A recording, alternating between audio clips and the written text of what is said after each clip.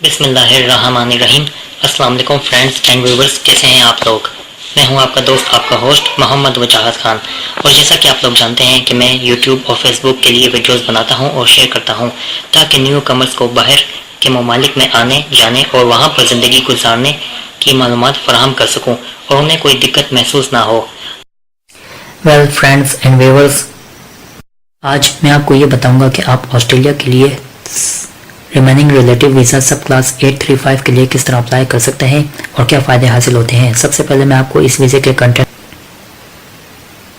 جن کا ذکر میں آپ لوگوں سے کرنے والا ہوں: features, eligibility, duration, cost, processing time, sponsor, health, character, dependents, benefits, documents and apply. تو دوستوں، سب سے پہلے میں فیچر کے یہ ویزا کسی کو بھی اجازت دیتا ہے آسٹریلیا میں کہ وہ اپنے رشتہ دار کے ساتھ زندگی گزار سکے پی آر کے طور پر۔ اب میں آپ کو اس ویزے کی ایلیجبلٹی کے بارے میں بتاتا ہوں۔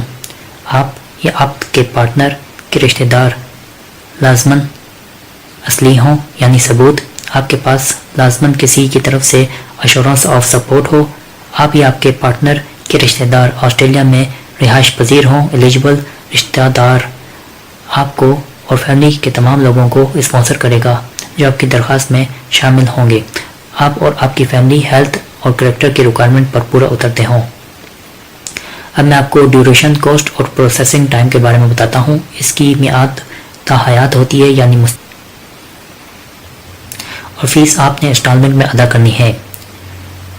درخواست کے ساتھ فیس یعنی فرسٹ انسٹالمنٹ 4035 آسٹریلین ڈالر ہوگی، جبکہ درخواست مکمل ہونے پر ایمبیسی آپ کو سیکنڈ انسٹالمنٹ کا کہے گی، وہ فیس 2065 آسٹریلین ڈالر ہوتی ہے۔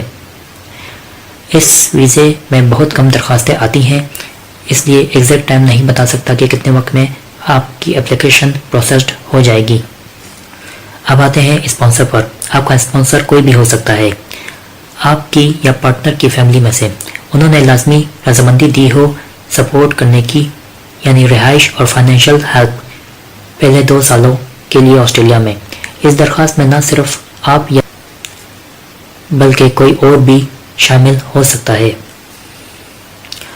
اسپانسر کی عمر 18 سال سے زیادہ ہو، آسٹریلیا میں رہائش پذیر ہو، یعنی آسٹریلین سٹیزن، پرماننٹ ریزیڈنٹ یا نیوزی لینڈ سٹیزن۔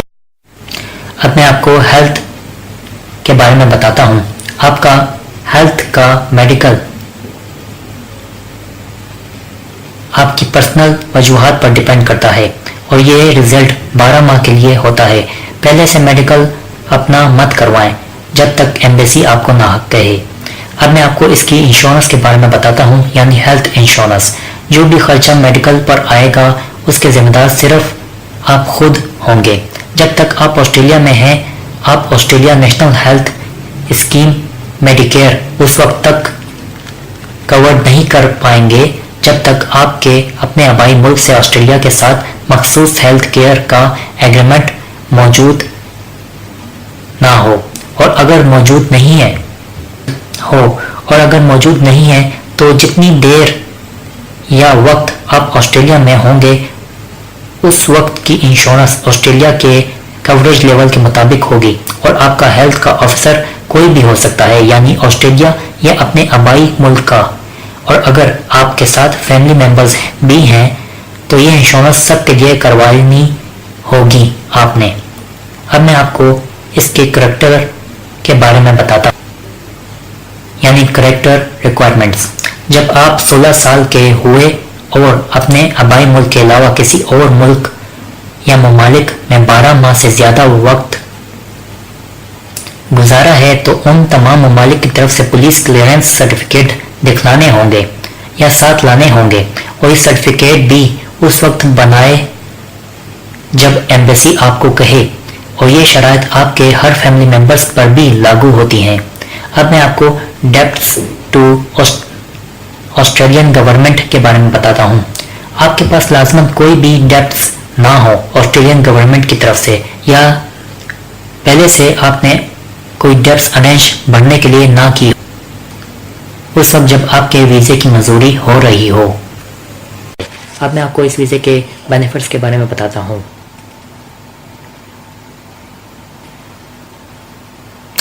اس ویزے سے آپ اور آپ کی فیملی ممبرز آسٹریلیا میں تاحیات رہ سکتے ہیں، کام اور تعلیم کر سکتے ہیں، آسٹریلیا کی اسکیم کے مطابق میڈیکیئر میں داخلہ لے سکتے ہیں، قومیت کے لیے اپلائی کر سکتے ہیں، رشتہ داروں کو اسپانسر کر سکتے ہیں پی آر کے لیے۔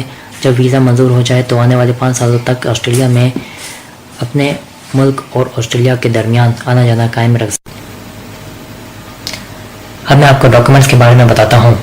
ایپلیکنٹس کے تمام کاغذات، اوریجنل ڈاکومنٹس کی سرٹیفائیڈ کاپیاں اس وقت تک اصلی کاغذات شامل نہ کریں جب تک کہ ایمبیسی کی طرف سے ڈیمانڈ نہ ہو۔ پولیس کلیئرنس سرٹیفکیٹ لازماً اصلی ہو۔ جو کاغذات کسی اور زبان میں ہیں ان کی ٹرانسلیشن۔ کچھ ڈاکومنٹس کو حاصل کرنے میں وقت بھی لگ سکتا ہے۔ یہ تمام کاغذات تیار ہوں جب آپ فارم جمع کروانے یا کرنے والے ہوں تاکہ آپ کے کیس میں دیری نہ ہو۔ تیار ہوئی ہوں۔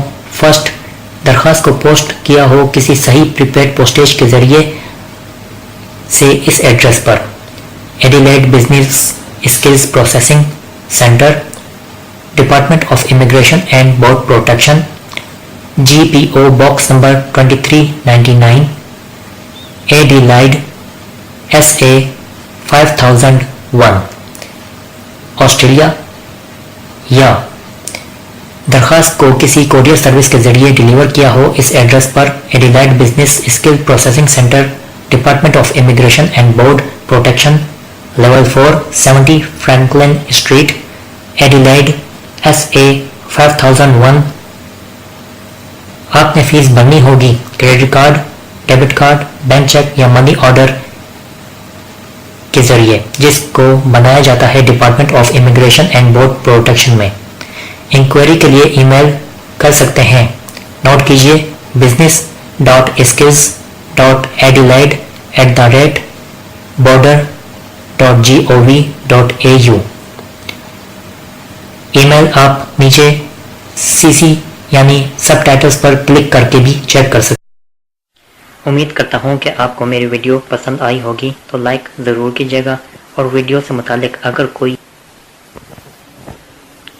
جو میں نے آپ سے ذکر نہیں کیا ہو اس ویڈیو میں اور آپ کے ذہن میں سوال آیا ہے تو بلا ہچکچاہٹ یعنی ہیزیٹیٹ کے کمنٹ کیجیے۔